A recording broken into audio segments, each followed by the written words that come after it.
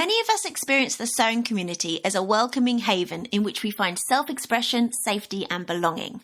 But just how inclusive are sewing spaces, both virtual and in real life? And how can we build them better?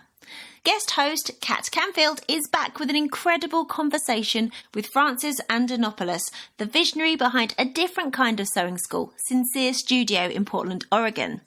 They discuss how Sincere Studio was built from the ground up with everybody and everybody in mind, and why only the social enterprise model can work when creating a space that truly serves all members of a community. Stick around a few minutes for this eye-opening conversation. Welcome to Check Your Thread, the podcast that will help you sew more sustainably. My name's Zoe and I'm obsessed with sewing. I've been blogging about it for over 17 years and I'm the creator and host of the popular handmade wardrobe challenge, Me Made May. But, like many people, I've become increasingly concerned about the climate and ecological crises, and I'm looking at the way that my lifestyle contributes to them. So in this podcast, I'll be nerding out about making clothes whilst exploring how to minimise the negative impact that it may have. I really hope you'll join me in this journey. Hello, gorgeous listener. Thank you for hitting play and letting Check Your Thread accompany you as you go about your day. How are you doing? Are you okay? I'm still buzzing from Saturday's Check Your Thread Patreon meetup in East London. I mentioned it in the intro to last week's episode, probably a bit too late for anybody to have done something about it if they didn't already know about it, but it was a really great day. There were 7 of us in total and we had an awesome time drinking coffee, exploring fabric shops, eating lunch, chatting about sewing and much more. I'm super grateful to those who attended and most of all to Bridget, who was our amazing guide. As I also mentioned in last week's intro, there's another in real life meetup happening in York this month on the 21st of February. Full details of that event will be shared very soon on the Check Your Thread Patreon feed if you fancy coming along. To be a patron of the podcast and support the making of it, you can sign up for any amount per month that makes sense for you. Just head to patreon.com/checkyourthread. And huge thanks to these people who did just that in the last 7 days. Dawn, Sharon and Linda. In fact, Sharon signed up and also attended the Patrons Meetup in London at the weekend, which was awesome.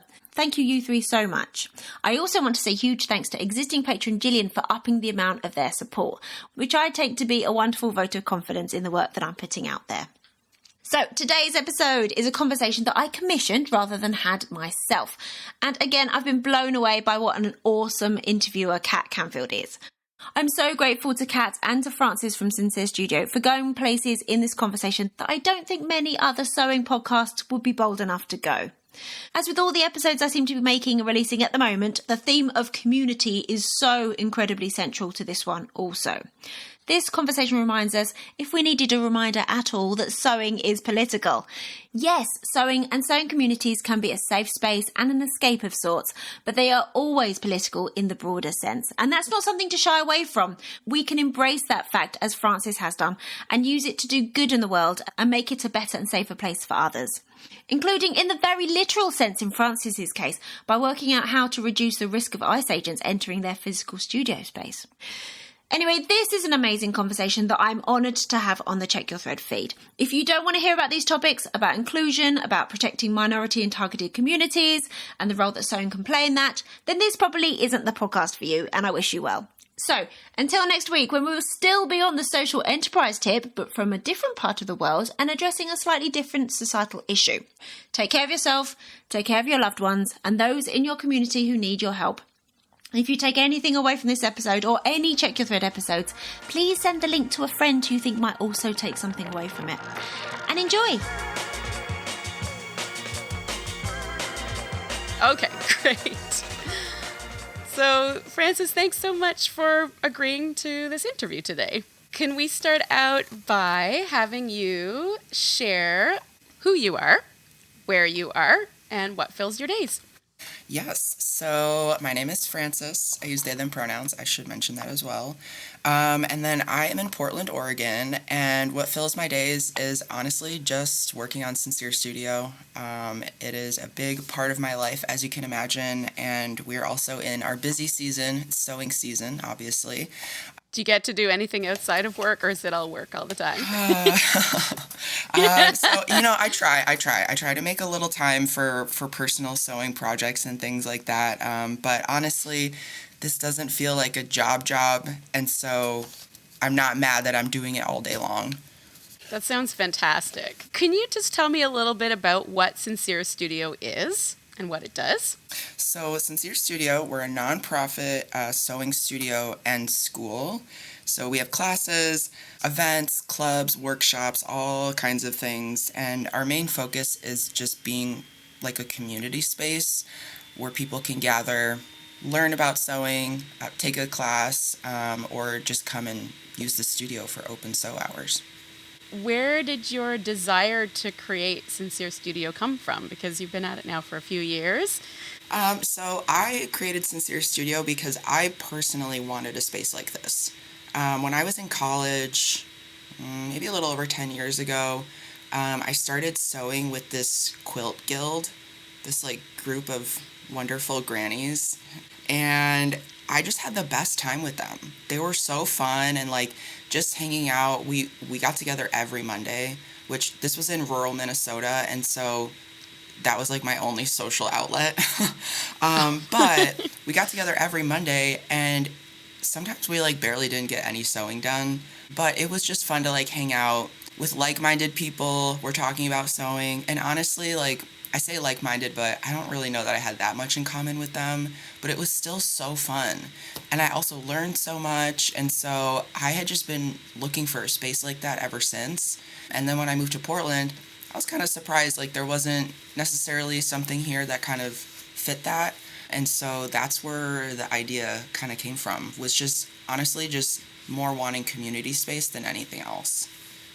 And it's interesting to me that you said the group of sort of grannies that you were getting together with, you said you didn't actually have that much in common with them. So when you were looking for another space, when you moved to Portland and you were looking for this feeling, what was the feeling then? Because it's like they weren't necessarily people you had a lot in common with, but there was obviously something there that you were craving. Totally. I think it was just like we can connect over this thing that we share, and we respect each other enough to not judge or exclude based on other things that maybe we don't agree with. As a trans person, I don't know that these, they were obviously very accepting. They welcomed me into their homes at least once a week. But they're, you may not like necessarily, and not even agree, but just connect over certain things. But if you can connect over sewing, you can still have a lot of fun. And I think, that was kind of a big lesson in we don't need to agree on everything politically or ethically or those kinds of things. And maybe we'll kind of bridge those gaps somewhere in that relationship down the road, but we can at least connect over this one thing that we both really like. So I think I was just looking for a space like that. And I think finding a space that wasn't like built up around spending money was also important to me, because after I moved here, obviously you do a cross-country move. You're not really, I didn't really have I didn't have a lot of money in the bank to spend. And so I was just kind of looking for something that could be more casual, where I wasn't expected to spend money. And so, I think I was just looking for something like that. That's awesome. It just sounds like you touched on so many things there, like sort of like a common purpose, because you guys were all sewing together. You said it was non-judgmental. People were very accepting. And it just sounds like a really awesome grounding that you got to have in this like little mini sewing community when you were in somewhere that was a bit isolated, I guess. Yeah, absolutely. And these are people that I would never expect myself to have been such good friends with. And I got into their little group because the person that ran the bookstore at the little tiny community college I was going to, she would always be working on her quilts. And so I was like, I like to sew. And she was like, well, just join our quilt group. And I was like, okay, let's see. But it ended up being so fun. I went on a quilt retreat with them one year. Oh my gosh. The amount of Jack Daniels those ladies drink, they'll drink you under the table. But it was really fun. And so, I still think about it to this day. So clearly it had a really big impact on me and, really guided what I'm doing with my life. That's amazing to have that like memory and be thinking about those grannies and how that kind of partly led you to where you are now. Oh, yeah. Yeah. Mary, and Barb, I'll never forget you. Yeah, they're awesome. I love it. So you mentioned that when you got invited to join the quilt group that you already sewed. So where does your love of sewing come from? Okay, so my my sewing lore, as the youth say, is kind of embarrassing, but I started sewing because I really wanted a pair of skinny jeans. As you remember, you could not just go to Target and get skinny jeans when they first came out. You had to go to like Hot Topic or somewhere expensive and buy them. And so I come from a blue collar family. We're not going to Hot Topic and spending $100 on skinny jeans. And so I was like, I'm going to hand sew and make my regular jeans into skinny jeans. So that's how I got started. Luckily, my parents saw that and they were like, let's get a sewing machine for our strange child. And then I've been sewing ever since. I've been sewing over 20 years now, mostly self-taught, but I did learn quite a bit of quilting expertise from my quilt group that I was a part of.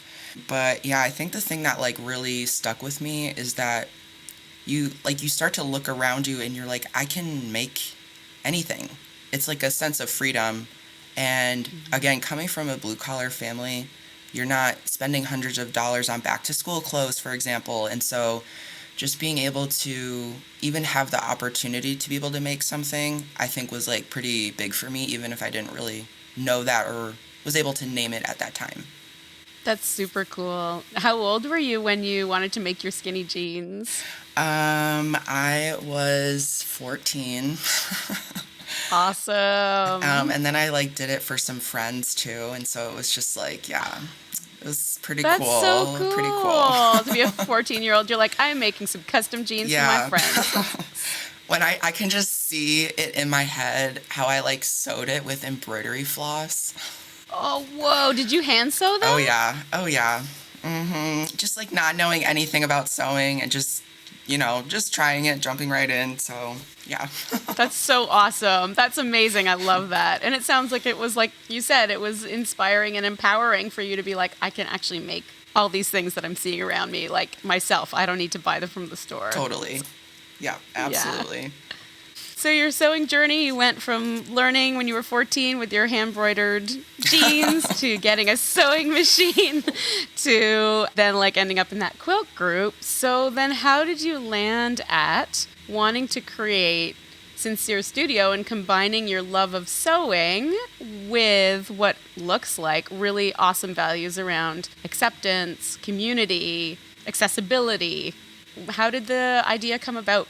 Okay, so before I was doing Sincere Studio, I worked at I worked at the public health department in Chicago during COVID times, which was really interesting.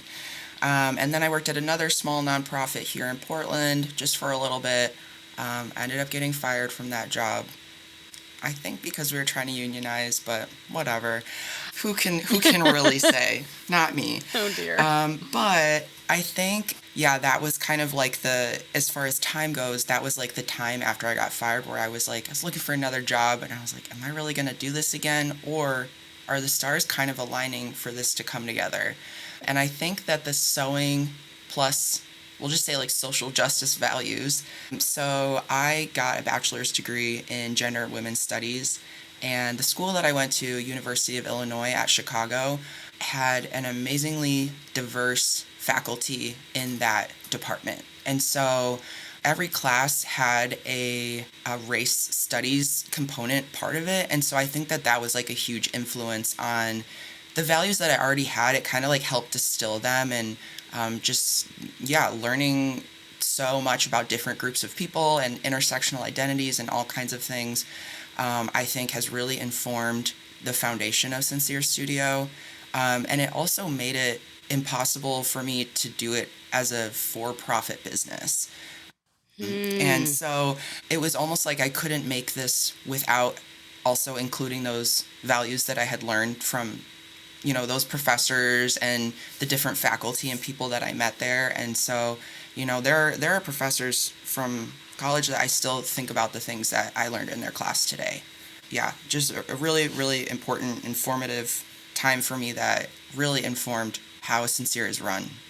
Can you, is there a specific prof that you're thinking of that was so inspiring that you think of still? And Yeah, so of course it's the adjunct professor. Um, Give them a job. yeah. But I had a professor, Erica Chu, who was just, I feel like just gave me so much language to talk about things that I was already thinking about. And then again, distilling things down and introducing me to different writers and thinkers and different concepts. And so the class that really stuck out to me was their Intro to Trans Studies class. And it was based around different ways that trans people exist in other cultures besides Western cultures. And so not only was that really impactful just thinking about trans people, but just thinking about people in general and cultural values and how people are marginalized and how they're existing and surviving and all these different things. And so, yeah, that professor had a really big impact on me for sure. That's amazing. I can kind of relate a little bit to the school aspect and the values because my background, I studied social work and was also like you. I was lucky to go to a university in Ottawa, Carleton University, that had an explicitly anti-oppressive approach to social work. So it's a lot less about like blaming the victim and looking at social problems through the lens of like capitalism and society has created these barriers, and so that also informed me when I, like, a group of us contemplated buying a business and a sewing business and converting it to a worker co-op. So the values were coming through there too. But yeah, so I can relate to that. So how did you actually get the studio started? Did you do it all on your own? Did you have other people supporting you? What took you from having this concept of having a really welcoming community sewing organization of some kind to actually setting it up and launching it? Well, I was on unemployment after getting fired, right? So Oregon has this really cool program called self-employment assistance, where if you're on unemployment and you want to start your own business, you can start your own business while still getting your unemployment benefits. And so it's pretty cool. And so I did that, and then I just like really used all the resources available to me in Portland. They have like really cool little small business centers where they link you up with someone who can look over your business plan or give you advice, things like that. And then I just did like a crowdfunding campaign, to be honest. Wow. I did a crowdfunding campaign. I did some events. We did a really cool event, like a natural dyeing event, kind of fundraiser event. That was really fun. But really just crowdfunding and getting the word out any way that I could. And then we ended up opening the studio with $15,000. And when I think about that, I'm like, what were you doing? But hey, we're still here. You did it, yeah. No, we had this really, these are not words that I typically put together, but cool landlord who was really excited about the idea too. His name is Kevin. And he was like, just try it and see, because we had a really hard time finding someone that would even rent a space to us. But so it was really just relying on those like lucky connections. And yeah, again, the stars kind of aligned for us to get into a space. But yeah, we started as a fiscal sponsoree of like a larger nonprofit, which that basically gives you all the benefits of being a nonprofit without actually having to go through that process yourself with the IRS and everything. And so we were still able to give tax receipts for donations or fundraise or get grants. And so that's how we started. And that is a pretty typical like stepping stone for new nonprofits. So that was really, really helpful for us, just to get started and to be able to, again, take donations, things like that. But yeah, when we started, it pretty much instantly just went off. I think our classes were filled for like 2 months straight. Wow.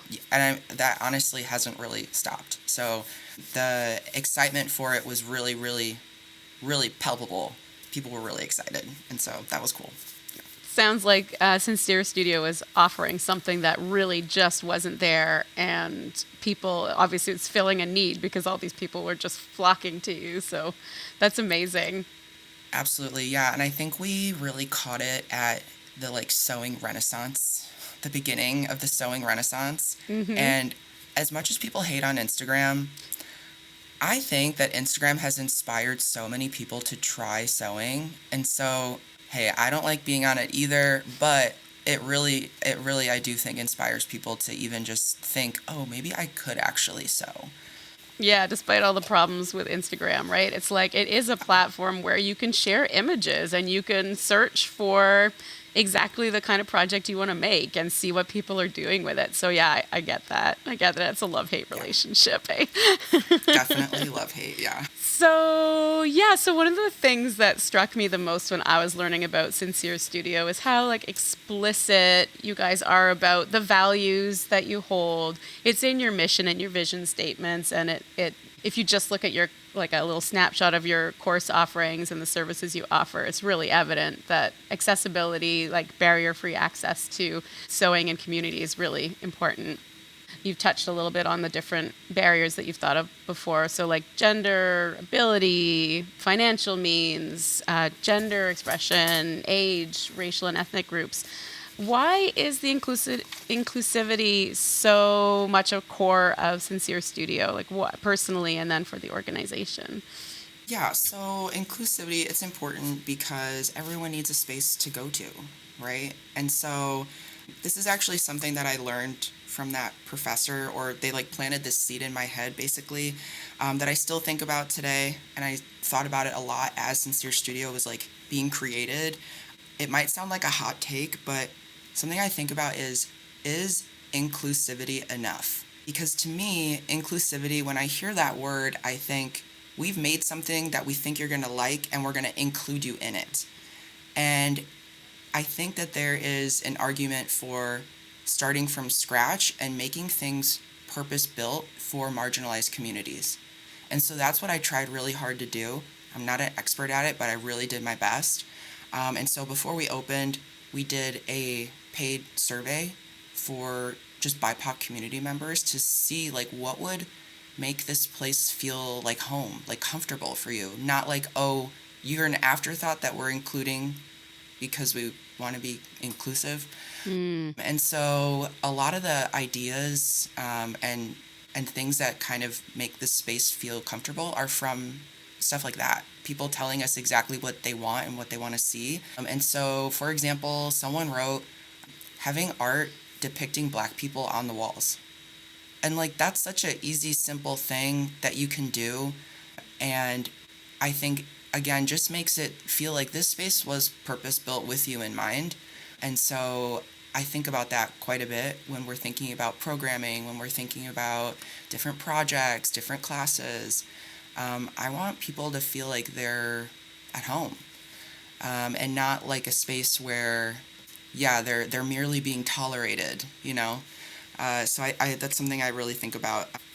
But that's also one of the reasons that we have our affinity groups. So we have affinity sewing clubs at Sincere Studio, and they are exclusive to those affinity groups. So we have Queer and Trans Sewing Club and BIPOC Sewing Club both twice a month. And those have been huge parts of our programming that have also created some of the most like core group of regulars. And so that's been honestly like a great, like a compliment to me and the people that have worked really hard on Sincere Studio, because people keep coming back to those groups. And to me, that says the work that you're doing it's working. It feels comfortable, it feels safe, it feels reliable, all those things that I want to feel in a space that makes me comfortable. And so, but inclusive, I understand like the purpose of the word and why we use it, but I don't think we have to settle for inclusive, you know? Yeah. No, like what you said, it's like taking in the needs of various groups being foundational and core to the actual building of the business, like from the get-go. Right. Yeah. Another big one for us is like physical inclusivity. So obviously we're ADA accessible, and we were just looking for a new studio. We just moved into a bigger studio, and so we were doing that search. It was just like that was like a non-negotiable for us, that it was like physically accessible. And then another kind of inclusivity, accessibility thing that we think about a lot is like fat inclusivity. And that's a really huge part of our programming, because a lot of people that want to learn how to sew, they want to do it because clothes don't fit them. They don't fit them right, or they're not the style that they like, or they don't feel good in them. And so it's something that I almost like don't really think about that much anymore. But for example, all of our garment sewing classes are all plus size friendly. We just don't do classes where the pattern doesn't go up to a certain size. And so making people, again, feel like they're not an afterthought is really important. Because I've heard of sewing spaces where you want to take the pants class, but then the pattern only goes up to size 14, but you're a size 20. And so then the instructor's looking for another pattern for you to use, and then they find a new pattern, but that one's also not big enough. Like, that's not a good feeling. And so, yeah, all of our classes are built around projects that will work for anyone. They're also pretty much gender neutral. And so, again, just feeling like you're not an afterthought, I think really changes the experience for people quite a bit. Nobody should be an add-on. This is like we were offering these classes that are accessible to people of different genders and sizes, and it's not a problem. It doesn't become a problem, right? Yeah. Right. And there's so many amazing pattern designers out there that they just automatically make their patterns go up to a certain size.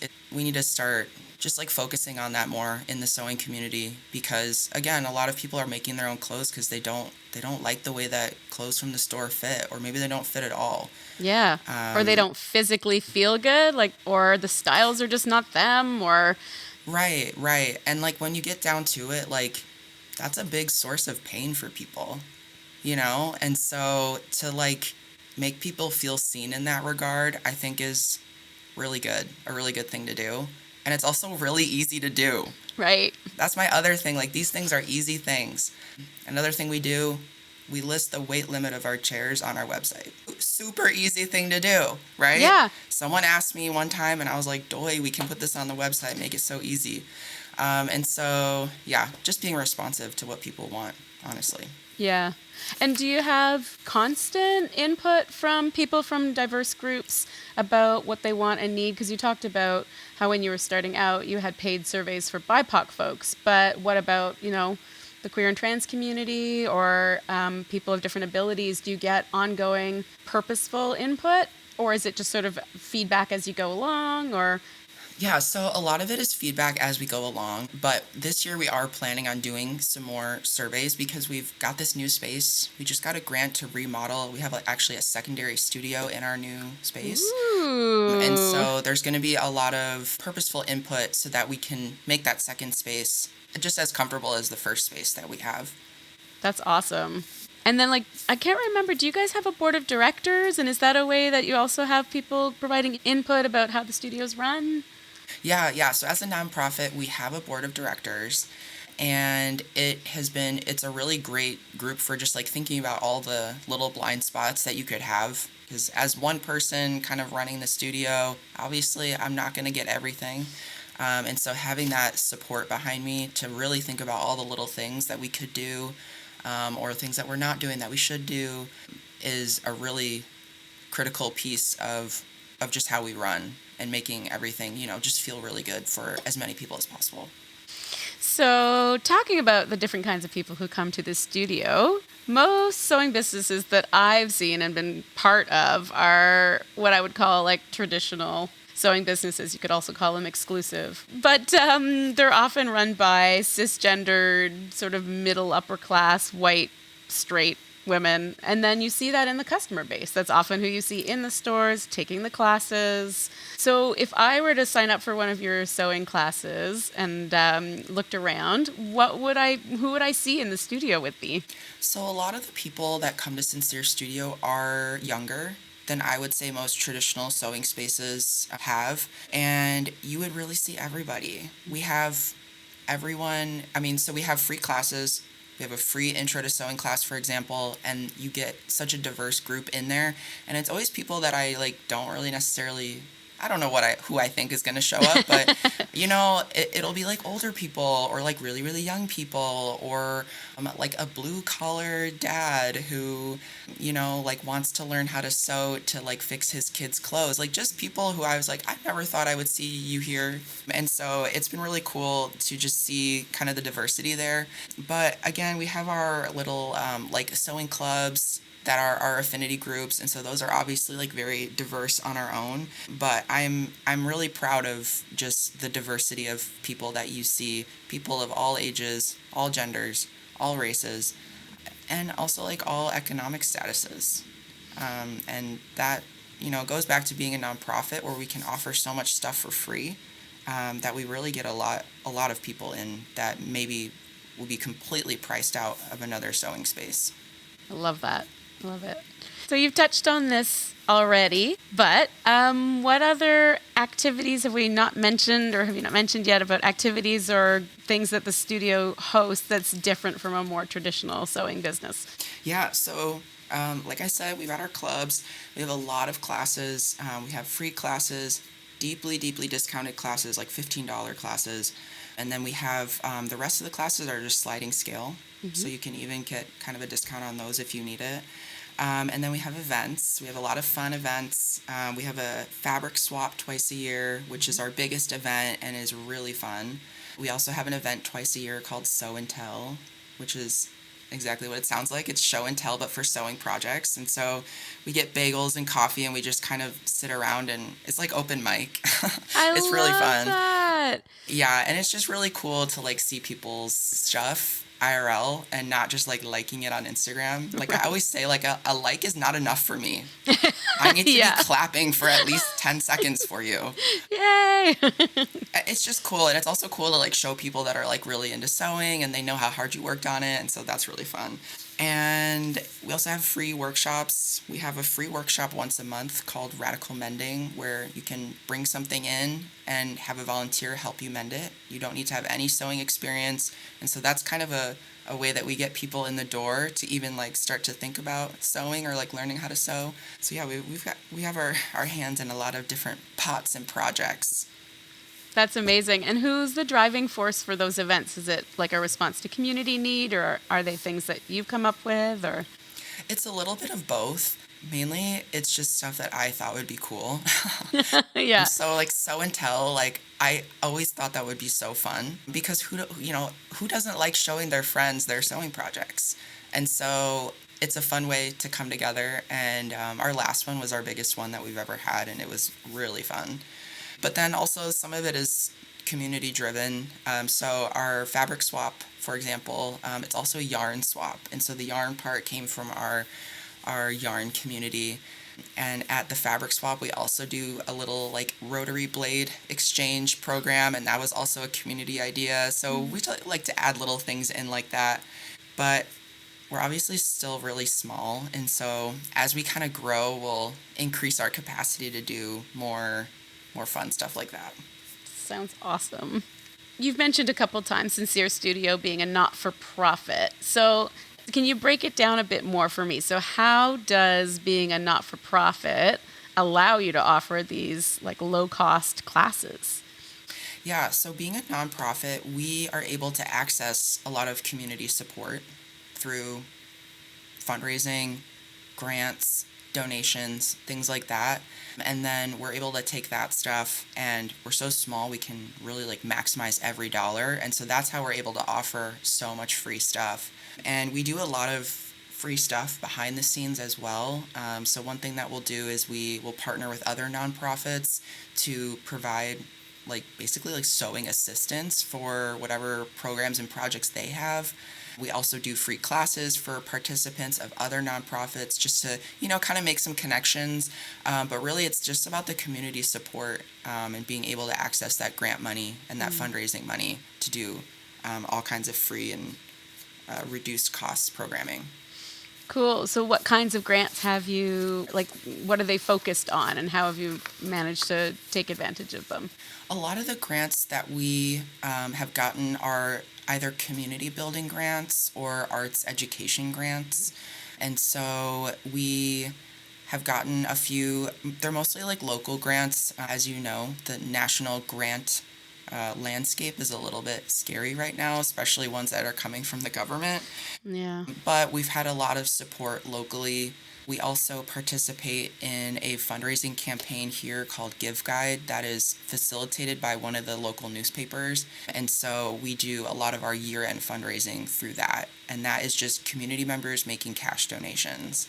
We just finished up that fundraising and it went really well for us. So we're pretty excited to, we're working on a budget right now and just trying to budget out how are we going to spend this money, what kind of new programs are we going to do.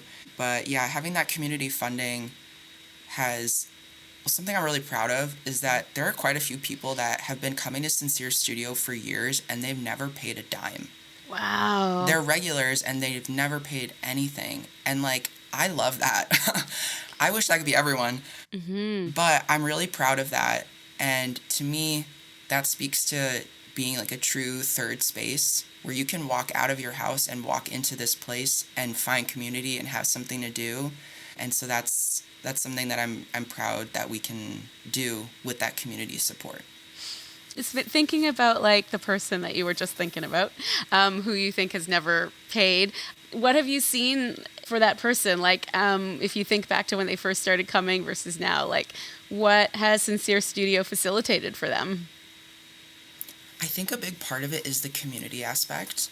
A lot of people just want to get out of their house for a little bit.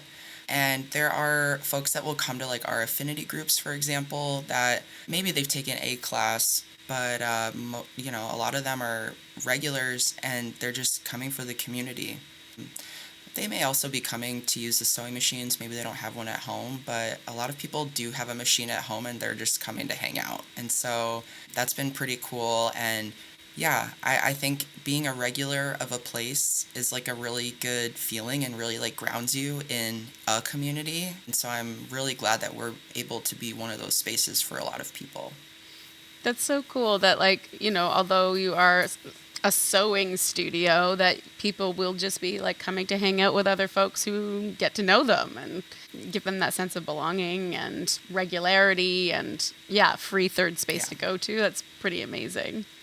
Yeah, absolutely. Yeah, we have a quilt group that meets once a month, and they started hanging out outside a quilt group. And Nice. I was like, that's cool that you guys started hanging out. And they were like, yeah, you can come if you want, Francis. Aww. And I was like, if I want. I'm there. I'm there. No, but that really, it's stuff like that where I'm like, okay, like someone made a real connection here and that's a friend now. And so that's pretty cool because it's hard to make friends when you're an adult. Oh, it's so true. It's so true. I have to say, when we had the co-op too, when you'd see people at the end of like a 4-week class exchanging numbers or whatever, it's like, it's happening. It's a space. We were able to provide a space where people connected. It's just, such a great feeling, especially because these days there are so few spaces we can just go and hang out and talk to people in where we don't have to spend money, right? It's totally. It's getting rare. Like combating isolation, because I think we all need those connections these days, especially with the political climate and everything else that's going on in the world.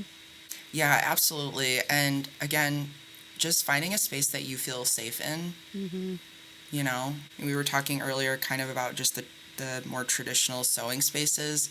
If you're not someone that would fit in there, you maybe like don't feel always safe and comfortable at a bar or at a coffee shop or, somewhere you're spending a lot of time. And so I think we've worked hard and are even just being explicit about caring about people's safety, I think has made it feel a lot more comfortable for a lot of different people. That's a topic I actually was curious about too, is like, so you mentioned, for example, in your physical space that there are things that you've done really deliberately, like what kind of art is up, mentioning what weight capacity your chairs have. Are there other things Sincere Studio does very deliberately to create a safe space? And have there been any times when that safe space been challenged by people and how you've dealt with that? So one thing that really comes to mind is the ICE kidnappings that have been happening in our community. When that started happening, we had folks like canceling their classes because they were afraid to leave their homes. And so just being really responsive to that, we came up with a safety plan for our studio.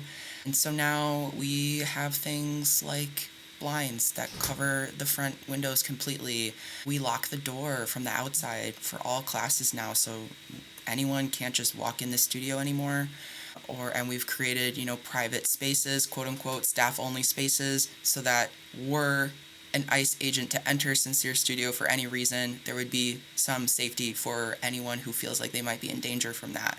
And so I think just being responsive to the changing political climate has been challenging, but also very important. But yeah, it's a scary position to be in, because when people are coming to your space, you're responsible for their safety. And so when things are changing so quickly with the ICE kidnappings especially, it's scary because you want to do it all right. And information is changing so quickly. And so, yeah, it was a really stressful situation when that started. Still stressful because it's still happening. But I definitely feel like our studio is a lot safer for pretty much everyone, because it seems to be completely random who is getting taken.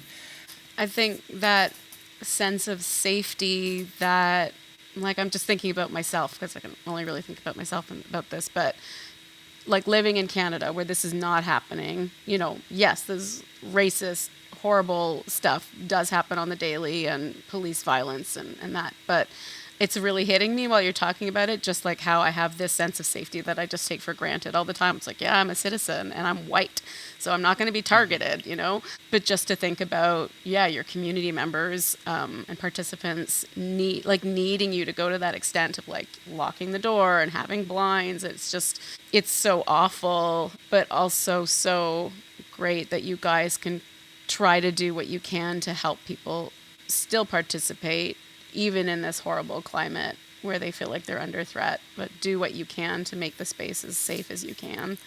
Yeah, absolutely. And when that all started going down, I had a conversation with the staff member that hosts BIPOC Sewing Club.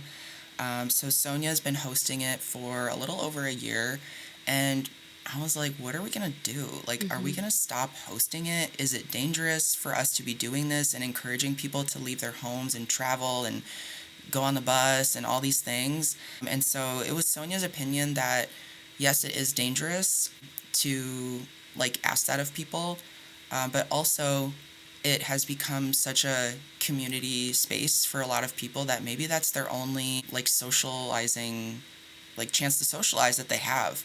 And so we decided to keep it and just really lock down the studio. Mm-hmm. And that was a big decision that I'm glad I had, Sonia's help with that, because they obviously know that community the best because they've been hosting that club. And so, it's hard to think about those decisions and having to make those decisions. But balancing the safety aspect versus I don't want to take this community space away from someone. Yeah, I can imagine that, because also shutting it down might feel like capitulation. It's like, oh, we're just giving up. But then also, the balancing the safety. Oh, that is really hard. Yeah, and it's tough because sometimes I kind of step back and I'm like, we're a sewing space. But then it's like, well, we're not. We're a community space that does sewing. So if you're going to call yourself a community space, you have to be a community space and really think about your community every single day. Yeah. So, shifting gears a little bit. I'm just taking a second because I'm like, oh, that feels really flaky. I'm like, I just feel like that's really to go from something so heavy to go to this other question. I'm like, I know, yeah. Just I know. Sitting with that. It's hard. It's hard because it's it's a conversation that has been forced into our day-to-day lives. Mm-hmm. And we're still trying to live and survive, right? Just regular things. Yeah. And so it's hard. It's hard.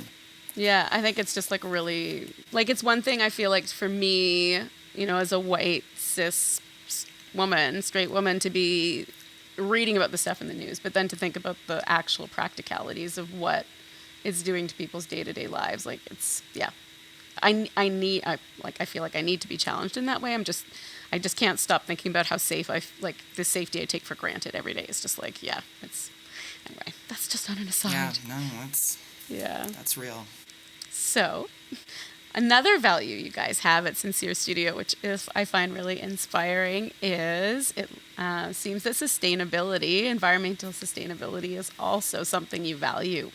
I know it's not technically part of your like formal mission and vision statements, but I did see some stuff about, I think, donated fabric and stuff. So can you talk to me a little bit about Sincere Studio's approach to, let's say, using textile resources and other physical resources? Yeah, so sustainability definitely comes into play at the studio. It is really baked into a lot of our programming. So, for example, for Intro to Sewing, which is our core class, we only use secondhand fabric for that. It's all been donated by people in our community.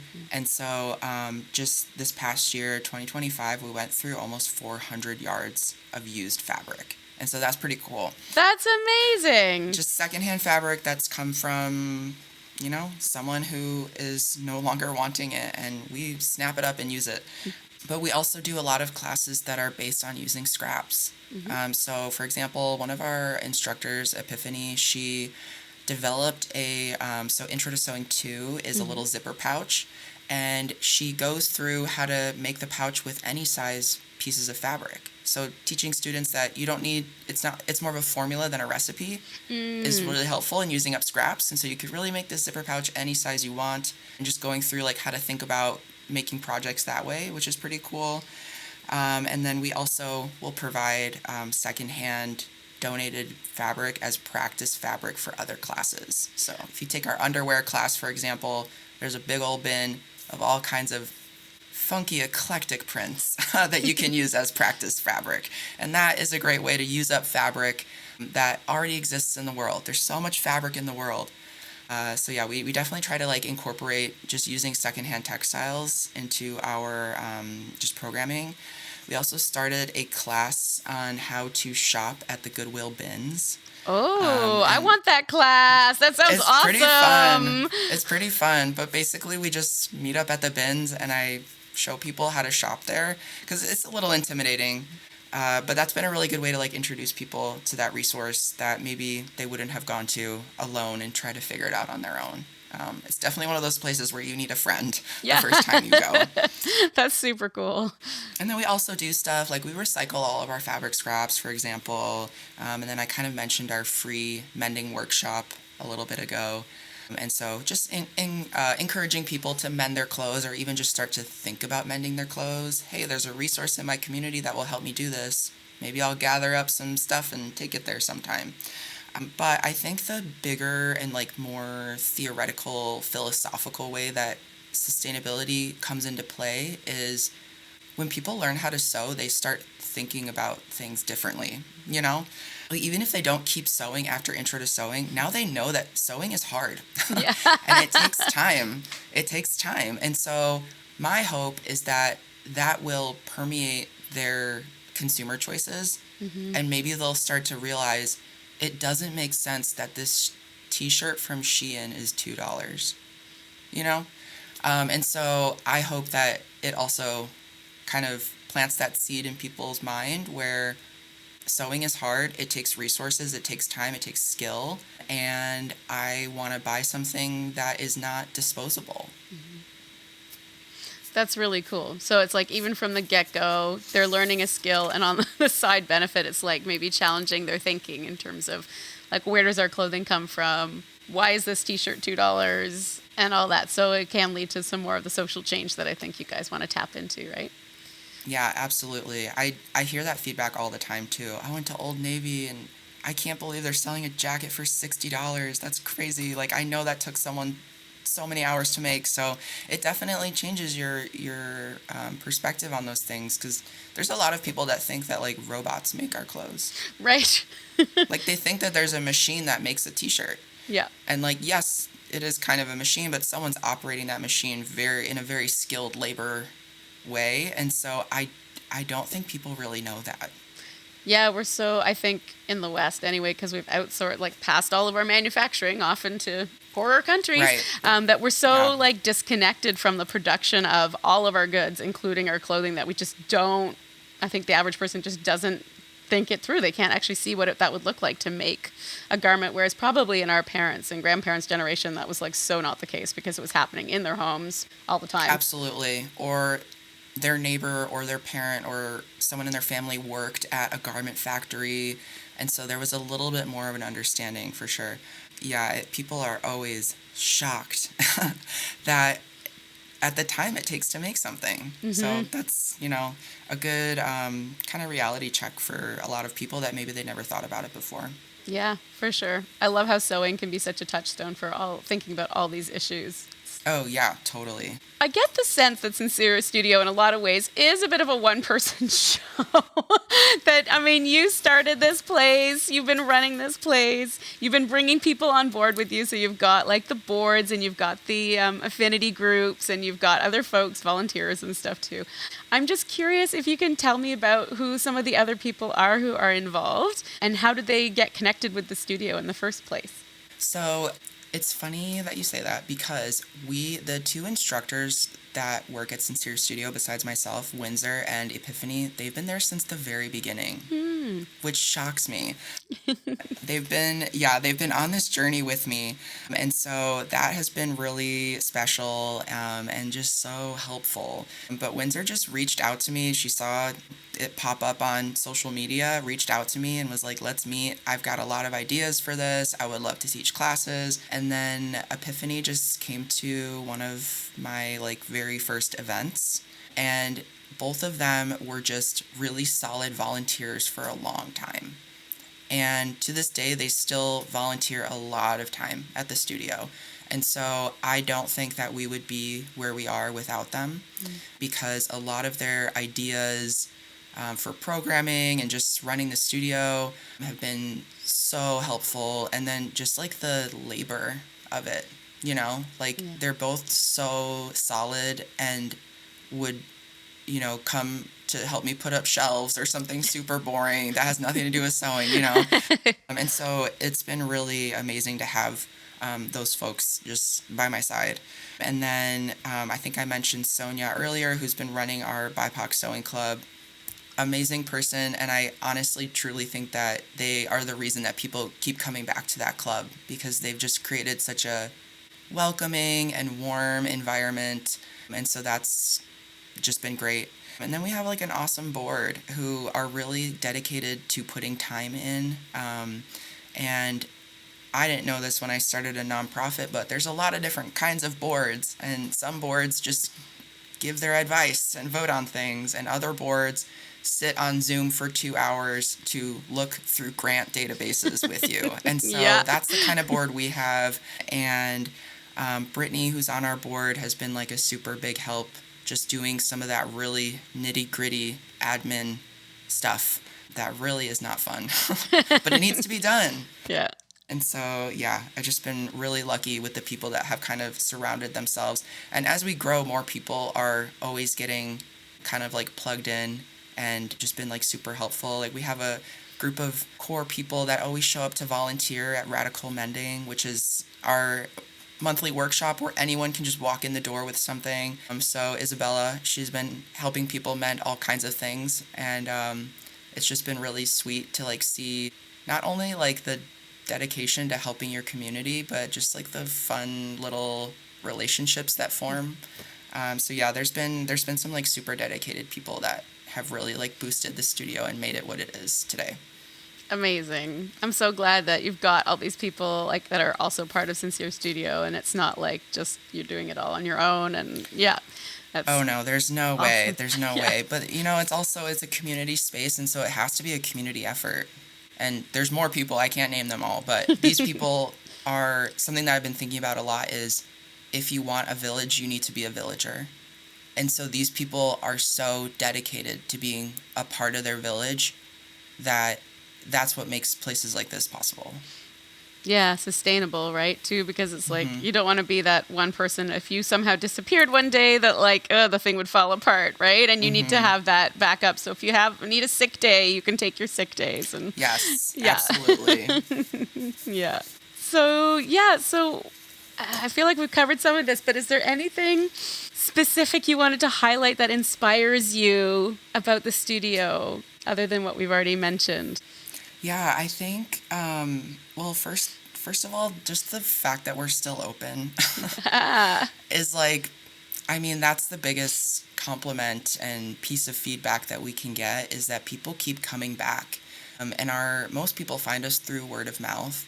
And so that also means a lot and inspires me to keep going because that means to me that we've created a place and like an environment where people trust us and they trust us enough to tell their friends to come here. And so that's pretty meaningful. But sewing wise, just seeing people progress and become like amazing sewists has been so cool. I'll give you 2 examples because I love talking about these people. Yeah. One, Alex started sewing at Sincere Studio, and then maybe like a little over a year later, they rolled up to Sew and Tell with a Gore-Tex rain jacket that they had made for their spouse. Whoa! Come on! Come on now. What? Amazing! Another example, Melina, who's on our board, took Intro to Quilt Making with me and then won a ribbon at the Oregon State Fair for her quilt. So good! I mean, that is like truly the gooey center of the cinnamon bun that is Sincere Studio. Seeing that kind of stuff there's nothing like it. It makes me really happy to hear that you're getting like emotionally fed by the work you're doing in this way, like getting to be part of people's growth and facilitating people's growth and creating community and stuff. That's amazing. Yeah, and those people are also so important because they show other people that like, hey, I only started sewing a year ago and now I'm making all kinds of things. And so making it seem more accessible is definitely like kind of something that comes from people seeing that kind of progress. Yeah, and I think we can all remember what it's like being a beginner sewist. And so if you have people who can like demonstrate what they can do and then they can encourage the people coming up, next people coming up, it's a nice positive cycle. Yeah, definitely. For 2026, does Sincere Studio have any new exciting plans that you can share with us? Or maybe everything's top secret? So I think I mentioned that we have a secondary studio. Yeah. That we just got a grant to kind of remodel and get it going. So that's really exciting. And it's going to be a lot of work because we're going to be doing a little bit of build out in there. But we want to have this second studio space available so that we can have open sew hours pretty much every night. Cool. So that right now it's kind of set up where if there's a class going on, you can't really use the second studio because, so we're going to kind of partition it off and make it its own separate space so that we can have 2 things going on at once, basically, which will be really awesome and just a really good community resource to be able to any night of the week come in, work on something, even just to use the space. A lot of people come in just to use the giant tables. And there's other little programs that we have. For example, we get a lot of offers for sewing machines that people no longer want. And we haven't been taking them because we use a specific kind in our classroom and we want them all to be the same. But we want to start a program where we can start funneling those sewing machines to people who need them, right? We used to do that at the co-op, and it was like the best feeling ever. Like people would donate machines. We'd usually say, please, good working order. But then sometimes a couple times, we would give them to our sewing machine repair guy and be like, can you just fix these up? And then people would come in and you'd be like, you don't have a sewing machine at home, right? And they'd be like, no. And then be like, do you want to take one home today? And they're like, okay, yeah, but when does it need to be back? And it's like, no, this is for you. You can take it home. And it's like, woohoo! So yeah, being that bridge between the donated machine and the person, that sounds fantastic. Yeah, I know. And it's kind of bittersweet for me because sometimes we'll have regulars that come to Open Sew and then they're like, I got a machine. And I'm like, no. Why? I want you to keep coming in. Oh, because you think they're not going to come back. Yeah. No, but really it is like a big goal to start connecting people to these machines. They're working machines. They're great machines. Usually it's a sewist who just upgraded or something. But we had this high school student that was coming in to work on, he was like really interested in making like custom jeans. And he had a sewing machine. It didn't really work that well. It wasn't really what he needed for denim. And so we were able to connect him to like a really heavy duty machine that just found its way to Sincere Studio. And so he's been using that. And so it was just like the perfect kind of like pilot situation to just see what happens. Yeah, that's a program that I'm really excited for because people want machines. They need machines. And there's machines out there. We can do it. That sounds like you have some really great stuff in the works for this year. I'm really excited for you for your the second studio space. To be able to run 2 programs in parallel like that is going to be amazing. Thank you so much for your time today, Frances, and also for like just the work you're doing at Portland. It sounds amazing, and I really hope one day I'll be able to get down from Victoria to Portland and come and visit, because it sounds like you and your community have created an amazing space down there. It's super inspiring. So yeah, thanks so much for being part of the show today. Yeah, thank you for having me, and you definitely have to visit. You should come for Sew and Tell, bring a sewing project to show off. When's the next one? I think it's going to be in May. So ooh, I will contemplate that. Okay, well, I am like planning my Frocktails outfit, so. Okay, perfect. Thanks so much. Thanks so much for listening. I really hope you enjoyed this episode and are left feeling inspired. For more info about the podcast, including show notes for this and every episode, head to checkyourthread.com. I'd love to hear from you, so if you have any comments, questions or ideas for future episodes, please get in touch by emailing zoe@checkyourthread.com or find me on Instagram @checkyourthread. Massive thanks to Patrick Potter for production support, to Sylvia Seller for the awesome logo design, and to Simon at Palm Skin Productions for the music. This ad-free podcast would not be possible without listener support, so if you feel you are able, please consider signing up to the Check Your Thread Patreon. For the equivalent of buying me a coffee each month, you'll be making it possible to continue producing regular episodes. Links can be found in the show notes and on the website checkyourthread.com. I hope you'll listen again next week. Until then, take care. Bye!